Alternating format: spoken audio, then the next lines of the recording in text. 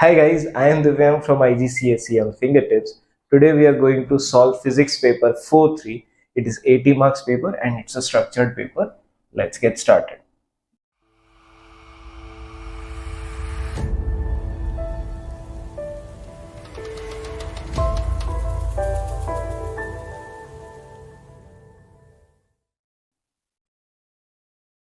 So we have our first question.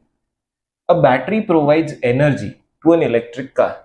The electric car has an acceleration of 2.9 meters per second square.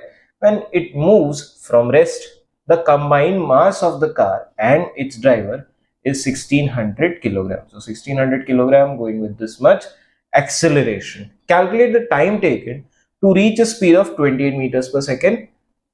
It moves from rest. So initial velocity u can be taken as 0, and therefore here you can use v is equal to u plus a t. This is 0 plus 2.9, right? That is your acceleration multiplied by x, the time, or just let's write t. We don't know the time, but we know that it takes this time to reach 28 meters per second. So you have 28 upon 2.9 is the time. Let's quickly find that out. 28 divided by 2.9 is 9.65.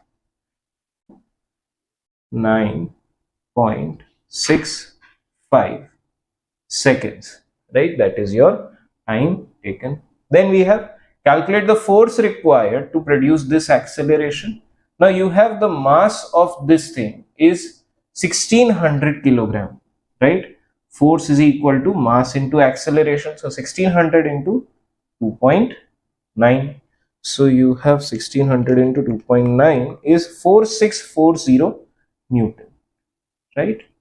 4640 Newton. Now guys, the thing is that we are supposed to make it to the nearest known accuracy, right? You have two significant figures, and two significant figures in this also. So I will write 4600 Newton. For this one, I will write 4600 Newton. That will be the nearest answer, right? The correct answer. Then we have calculate this kinetic energy. Calculate the kinetic energy of the car when its speed is 28 meters per second. For kinetic energy, we have half m into v square, right? Actually, this is half into 1600 into 2.9 square. But you multiply this answer with 2.9 and divide by 2, you should get the similar answer. So anyway, 0.5 into 1600 into 2.9 square is 6728. So I will write 6700 joules. Actual answer I am getting is 6728. I will write 6700 joules. Then we have the time taken for the car battery to be recharged from 0 to full charge is 8.3 hours. The charge is delivered to the battery by a charger with current of 32 ampere. Calculate the charge supplied by the charger. So you have charge is equal to current into time, right? So what is current? Current is 32 ampere into time in seconds. So you have 8.3 multiplied by 60, making it into minutes, multiplied by 60, making it into seconds. So 32 into 8.3 into 3600. You have 956160. The answer I am getting is 956,160 coulomb, right? So I will round it off to 9.6 into 10 to the power 1, 2, 3, 4, 5. So I will write 10 to the power 5 coulombs. Okay, 9.6 into 10 to the power 5, writing it in standard form. Even if you don't write this in standard form, you do need to round it off. Then we have under ideal conditions, The car can travel a maximum distance of 390 kilometers when the battery is fully charged. Suggest why in normal use car needs to be recharged after traveling less than 390 kilometers. So the question is asking, under standard conditions it has a mileage of 390, but under actual use it cannot travel 390 on full charge because there is frictional losses, because there are frictional losses because the conditions are not ideal, because there are frictional, let's write drag of air,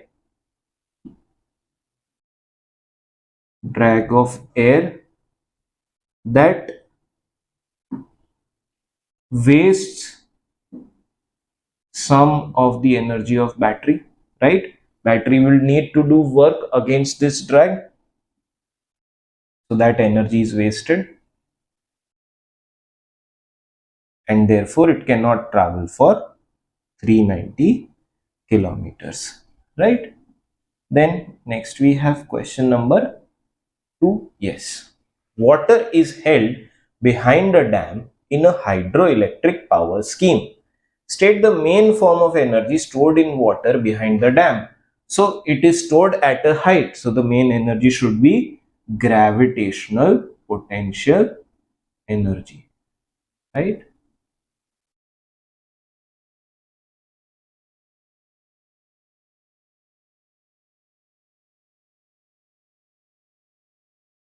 Then the water is released from the dam and falls a vertical height of 410 meter at a rate of 480 kg per second. Calculate the energy, the rate at which energy is transferred by falling water. So rate is nothing but power, right? Power is mgh upon time, right? It should be mgh upon time. I have mass of water per second. Let's take time per second. So I have mass of water per second, that is 480 kilogram. Then I have gravitational acceleration. We have to take 10 until unless given otherwise.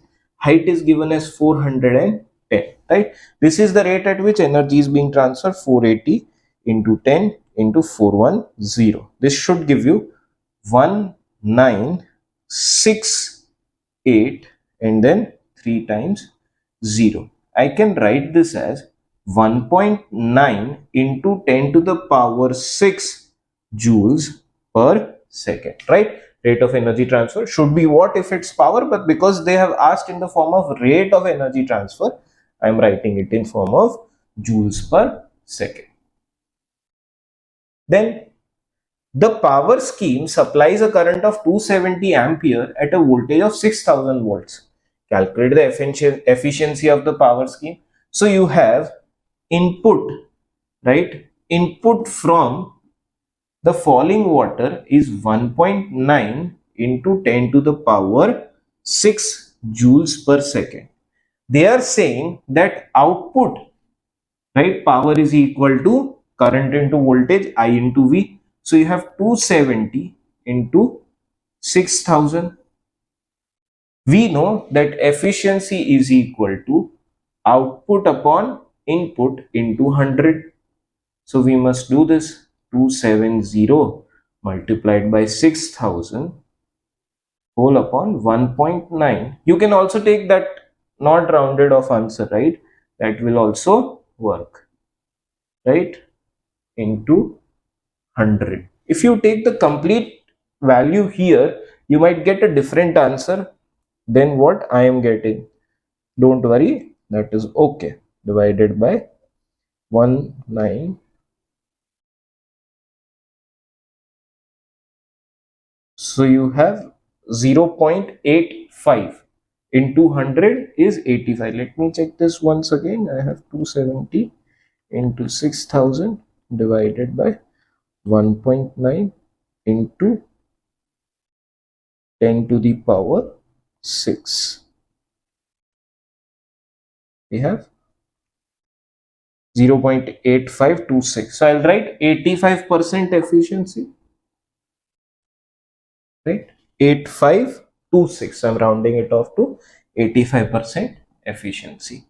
Then we have hydroelectric energy is a renewable form of energy.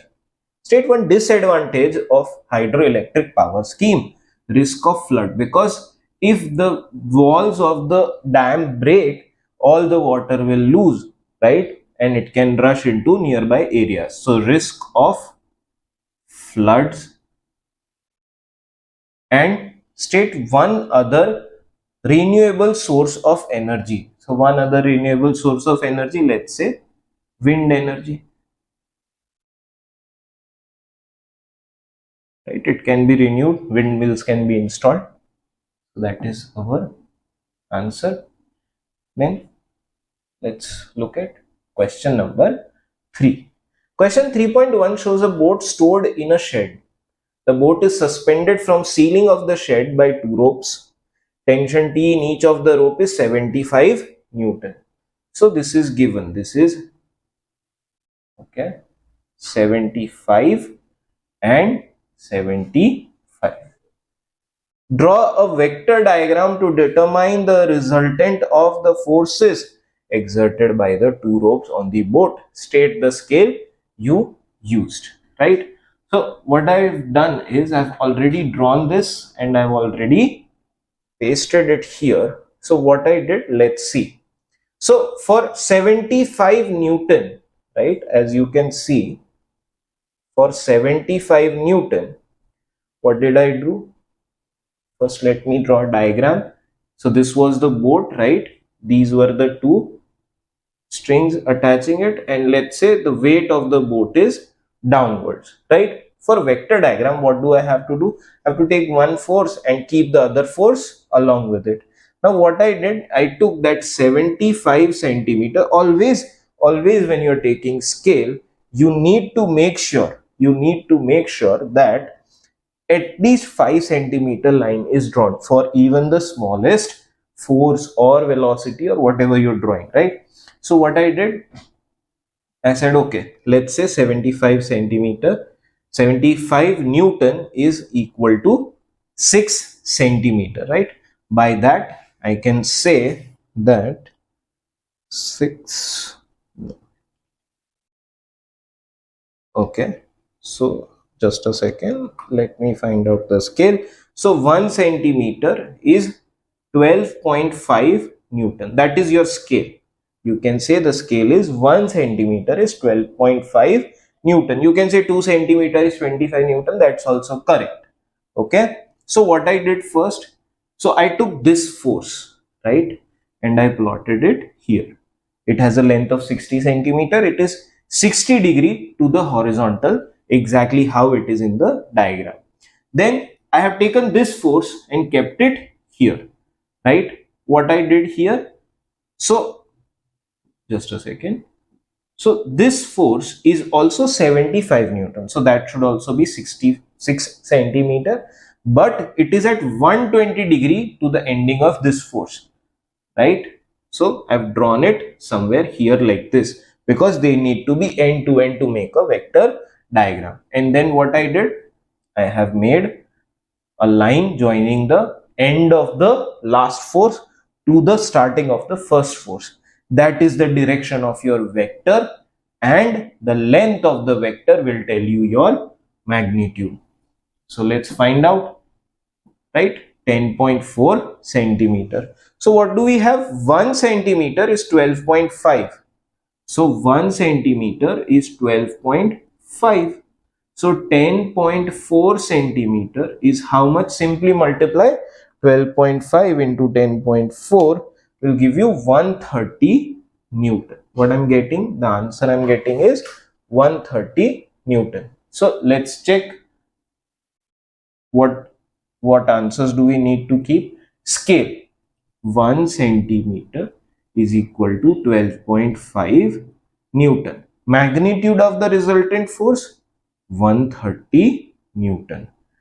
Direction of the resultant force. Now let's have a look. What are they exactly asking when they mean by resultant force? Are they trying to ask us that what is the balancing force? So what is the, draw a vector diagram to determine the resultant of the forces exerted by the 2 rope on the boat. State the scale you use. Now see, if this boat is balanced, right, if this boat is balanced, we can see that what is happening? The weight of the boat is 130 Newton. It is being balanced by the force of the this tension T, right? Two tension T. So the upward force should be equal but opposite in direction to form an equilibrium. So I will say the direction of resultant force is vertically upwards, right? It should be vertically, the resultant due to the two tension, it should be vertically upwards, right? Then see, don't get confused. The diagram we have drawn, the downward arrow shows the weight of the boat, right? These two strings, these two threads are actually balancing that weight, so it should be vertically upwards. Determine the mass of the boat. We just found out that the weight of the boat is 130 divided by 10, so 13 kg. So let's say you get 128 Newton as the answer. Divide by 10, so 12.8 kg. Round it off, you will get 13 again. So whatever your answer is there, right, divided by 10 here. Then we have force is a vector. Draw a circle around the other two quantities in the list which are vectors. Acceleration is a vector. Momentum is a vector. So only two quantities are present. Density is not a vector, power not a vector, energy not a vector, index not a vector, mass is also not a vector, right? So that's our answer. Then we have next question, question number 4. Figure 4.1 shows apparatus used to observe the motion of the smoke particles, which is known as Brownian motion. The glass cell has light shining on it from the side. So from here the light is shining. The smoke particles are seen as bright specks of light when looking through the microscope. Draw the path of one of the bright specks of light. So what should be the path? The path should be Brownian motion, a random motion, right? So we'll draw, see, somewhere I have not drawn straight lines. You should be drawing straight lines, but you can draw anything, right? Any random motion is acceptable. So that is your answer here. Then explain in terms of forces and the motion of air molecules the cause of the motion of smoke particles. So I'll write the fast moving air molecules, right? In terms of forces and motion. So a fast moving, air molecules collide with smoke particles exerting great amount of force.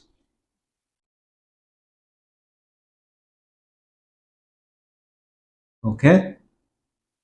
So what they have asked, explain in terms of forces, great amount of force, motion. So fast moving air particles, okay, with great amount of force, making them move, causing random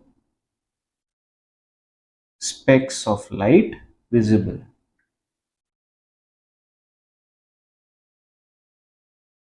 So random specks of light motion, right? That is the motion of the smoke particles. We are actually looking at smoke particles. So this is your answer. Then we have the temperature of the air in a sealed gas container is increased. Explain in terms of molecule why the internal energy of the gas increases. Because the random motion increases with increase in temperature.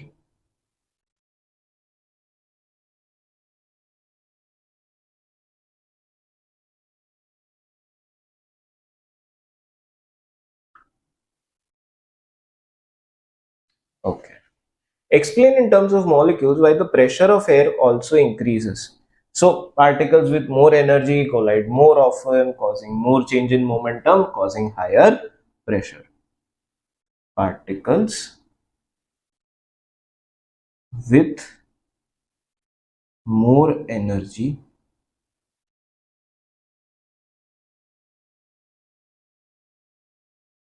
collide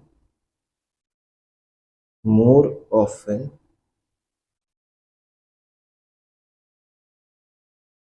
and with more velocity, right?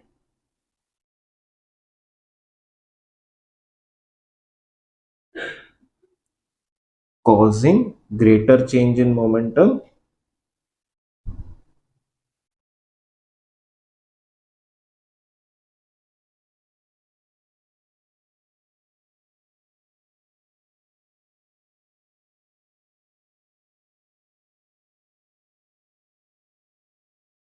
exerting more pressure.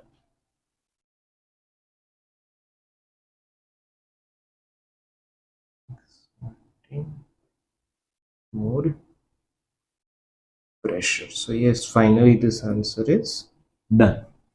Next we have define specific heat capacity. Specific, right? So mass is there, energy, heat energy, let's say, required to raise temperature of 1 kilogram of a substance by 1 degree Celsius under constant pressure, right? If it's a gas, under constant pressure, if not, it's okay. But under constant pressure is a specific answer. A bowl contains 500 centimeter cube of water at a temperature of 5 degrees Celsius. Bowl of water is placed in a freezer for several hours. When the bowl is removed from the freezer, it contains ice at a temperature of minus 18 degrees Celsius. The density of water is 1000 kilogram per meter cube. Calculate the mass of water in the bowl when it is placed in the freezer.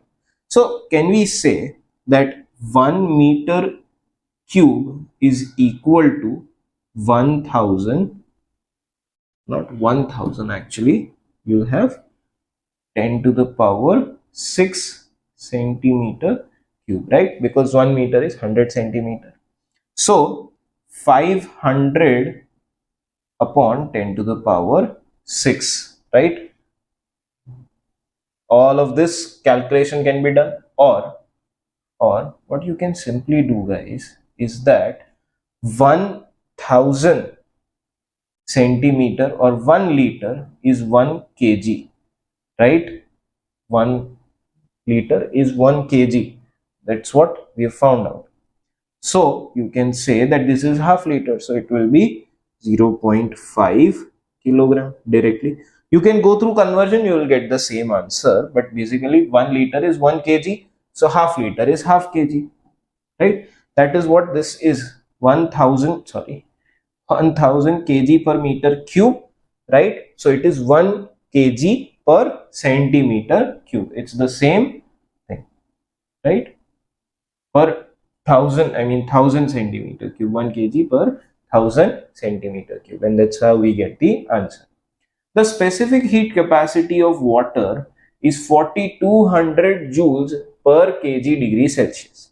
The specific capacity of ice is 2100 joule per kg degree Celsius. The specific latent heat of fusion of water is 3.3 into 10 to the power 5. Just let's highlight all of them. Okay.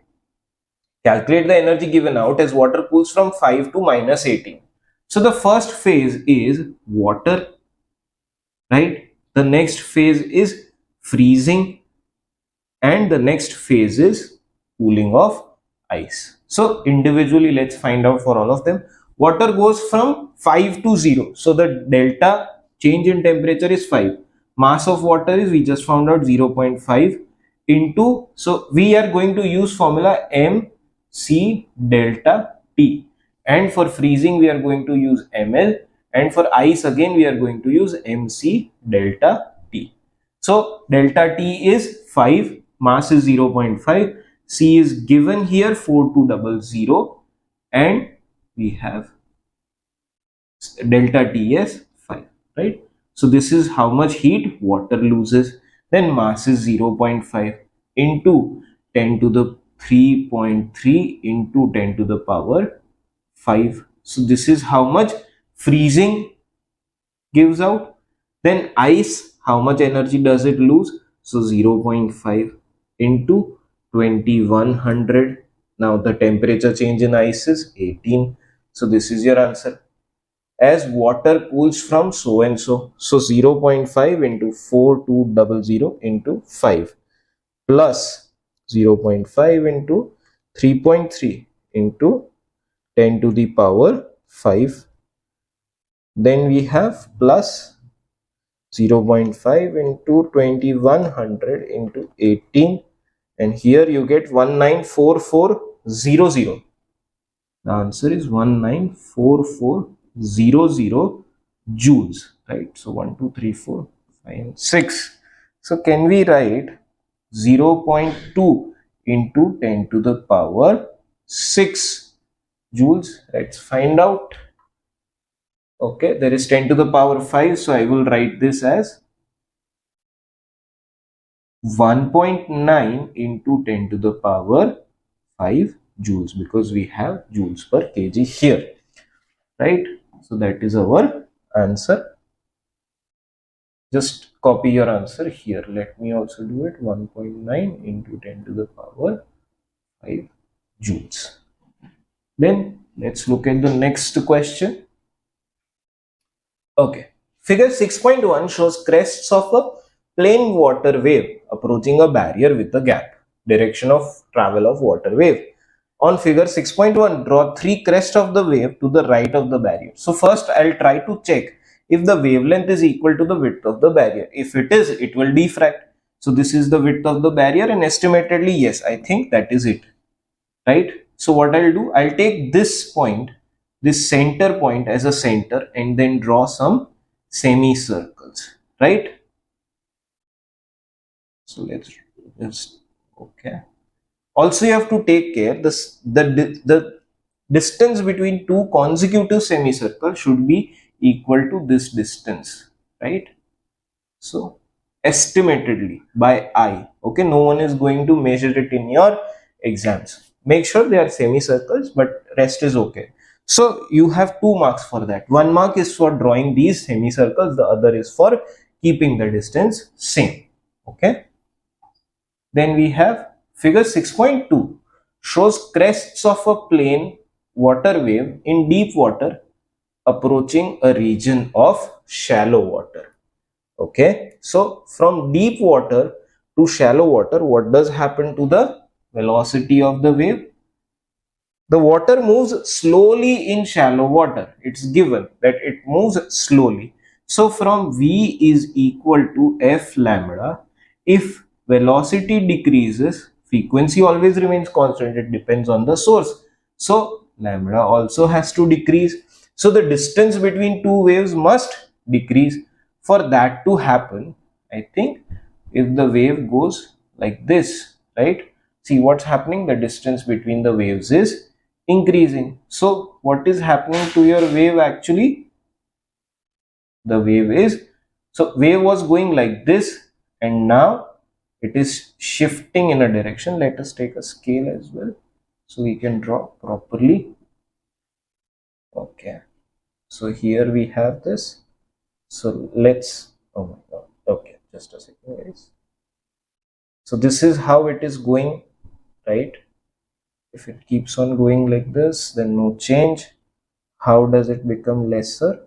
So if it bends like this, right, waves get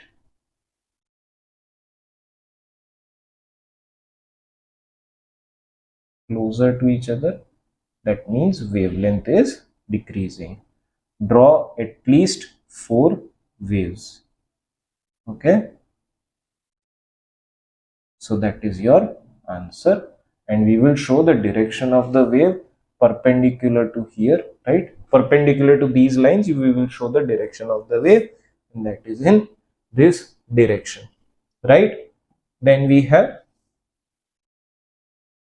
three crests of the wave in shallow water and direction of travel. Okay, we already did this, so that is our answer.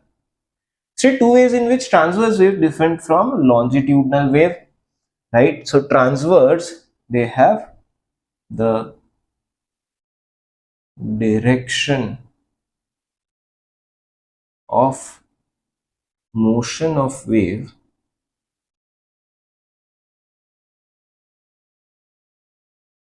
is perpendicular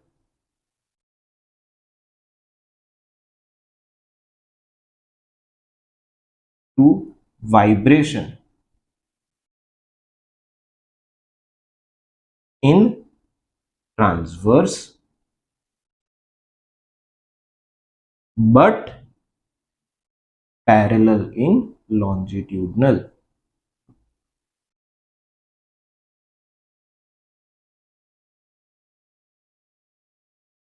Now, I want all of you to remember that if you don't write this point, right, that but parallel in longitudinal, you will lose marks for this point. They are asking what is the difference. If you don't tell the difference, if you don't tell what is happening in both of them, then you will not score this mark, right? So the second difference is that transverse waves have crests and trough. Have crest and trough, while longitudinal wave have compression and rarefaction. While longitudinal wave have compression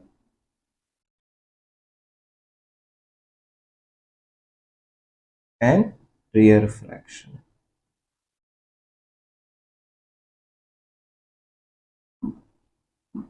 Okay. What is the typical value of speed of sound in water? I'll say it's 1500 meters per second. Okay. I think there will be a range in your mark scheme, so it's okay, but I think it's 1500, 6000 in steel, and 320 in air. Explain why sound travels faster in water than air. Density of water is higher. Density of water is higher, making particle move faster. Making vibration, let's say, vibration travel faster.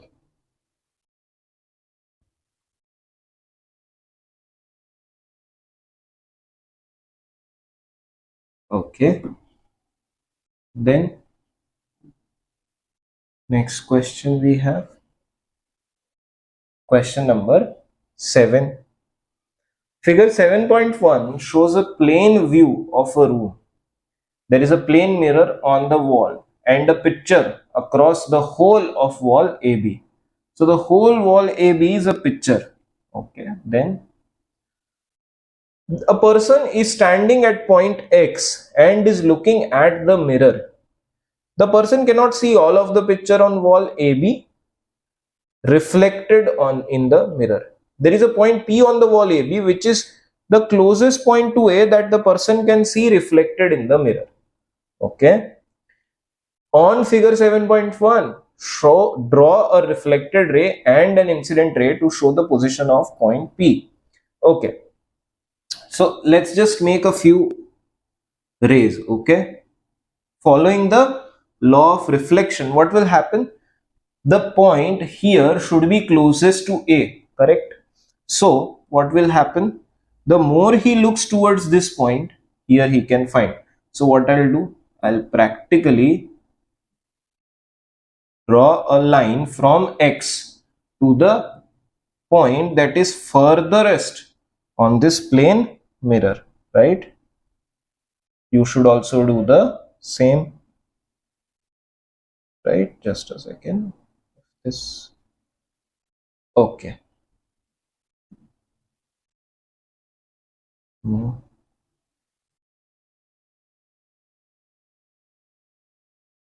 right? So this may not be the furthest point, but in your pen, like with your pencil and everything, you can draw it, right? So from here, following the law of reflection, right, I will draw a line which has angle of reflection equal to the angle of incidence. So I will say incident ray. I will also mark it even if they have not asked. And this is the reflected ray. Always draw the arrow, right? You can write it in pencil in small writing, and you have to show this is the point P where he can see. So the furthest point on the mirror, right? Okay. State two properties of the image formed by the mirror. So it's virtual, right? It's not a real image because it is on a plane mirror, and of same size. Visible light is an electromagnetic wave. State the name of one region of electromagnetic spectrum in which the waves have shorter wavelength than visible light. So on the left hand side of visible light spectrum in electromagnetic spectrum, so UV light, right? Longer wavelength than visible light, infrared light, right? Or it's not actually right? Ultraviolet waves and infrared waves. Okay, they are not visible light. Then next question 8a. Figure 8.1 shows a circuit. State the name of component X. X is a light dependent resistor.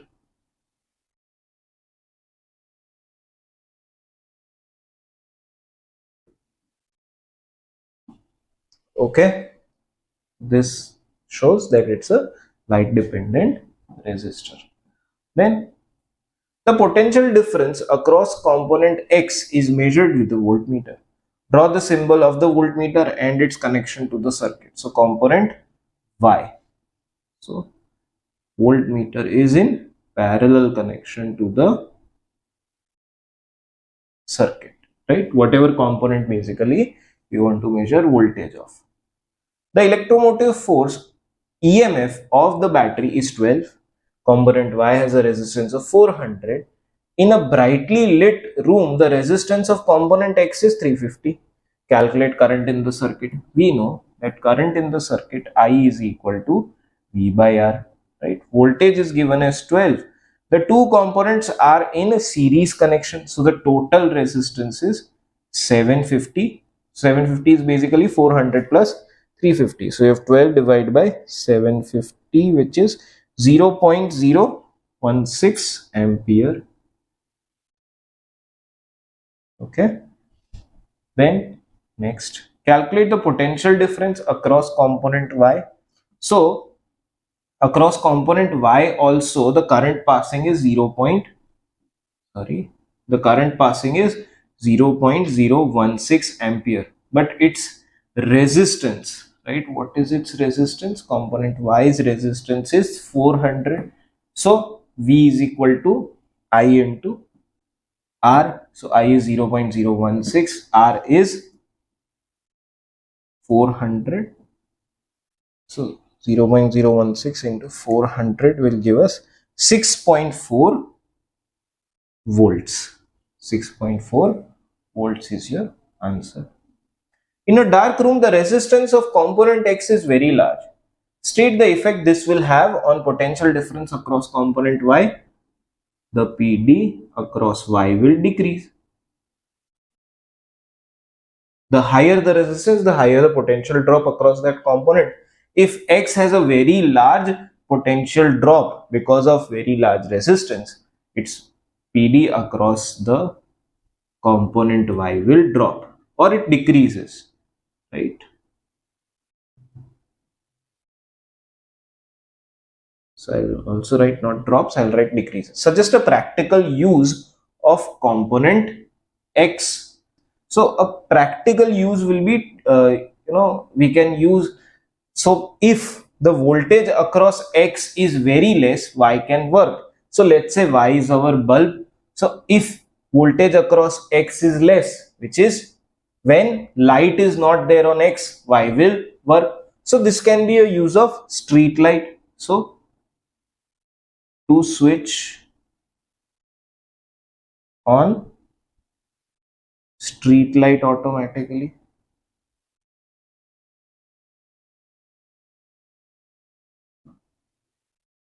Or if you have an emergency light at home, right, it will immediately turn on as soon as there is no light on it, right? That is also a case.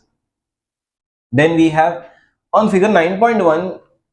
Figure 9.1 shows a magnet on one end of the spring and a coil of wire connected to a sensitive center zero galvanometer. Center zero meaning this is its zero. The magnet can move freely through the coil. Okay, so the magnet is pulled down and released. Describe and explain what happens to the needle of the sensitive galvanometer. So when this coil is moved down, it will go up because of elastic potential energy, but it will little bit overshoot, right? And then because of gravitational potential energy, it will again come down. It will oscillate like this. When it oscillates, this coil has a induced electric field in it, due to which the galvanometer's needle will oscillate from left to right. Describe the galvanometer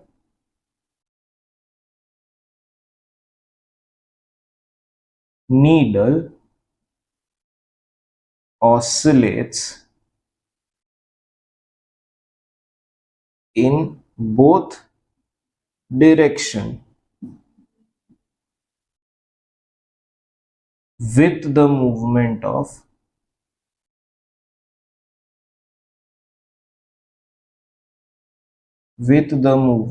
of this, what is it, with the movement of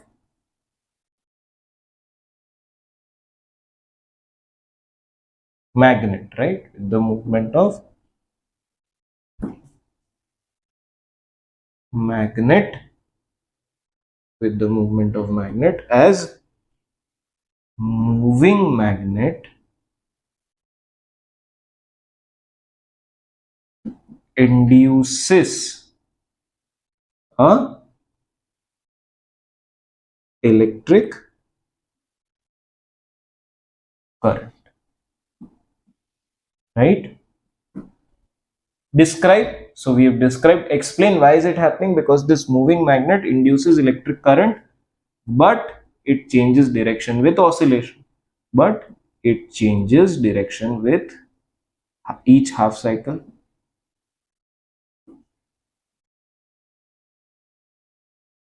Oh, sorry, changes direction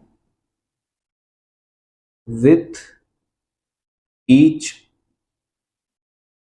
half cycle. Pause करना.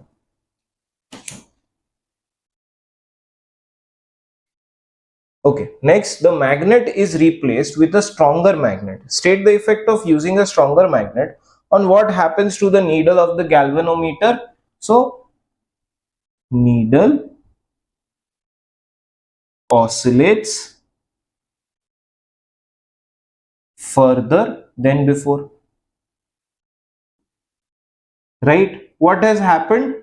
More or a stronger current is induced, and therefore the needle oscillates more, right?